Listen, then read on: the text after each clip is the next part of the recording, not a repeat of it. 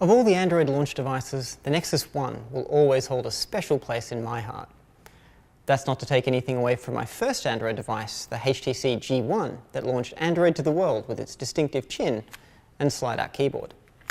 Or the HTC Magic, the first pre-release Android phone I got to dog food when I joined Google, and the first of the wave of devices we gave every attendee starting at Google I/O in 2009. 2010 was the year Android went from, that's interesting, to global phenomenon, growing from 100,000 activations a day in May to over 300,000 by December. That was seriously helped by the release of the Motorola Droid. I can still remember the offices here in Building 44 echoing with the constant refrain of Droid as each device rebooted. The Droid was the first of the thinner, higher-res, more powerful Android devices that have since become standard.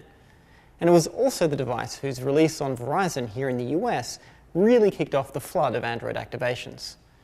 But I was a Londoner then, and the Droid was a CDMA-only phone, so it was never really a device I truly used.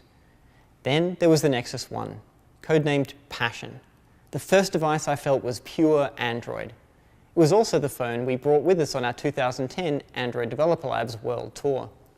Me and my colleagues travelled across the world, 7 cities in 10 days, introducing over 20,000 developers to Android by way of presentations and a free Nexus 1. As a result, I made a lot of friends across Europe and learned exactly how many boxes of phones I can carry across snowdrifts in Stockholm and icy roads in Berlin. Since then, the Nexus S, 4 and 5 have each improved on what it takes to make a great Android phone, and OEMs across the world have created thousands of different Android devices, starting with the Motorola Xoom, which led Android's official expansion into tablets, and leading the way for the Nexus 7 and 10.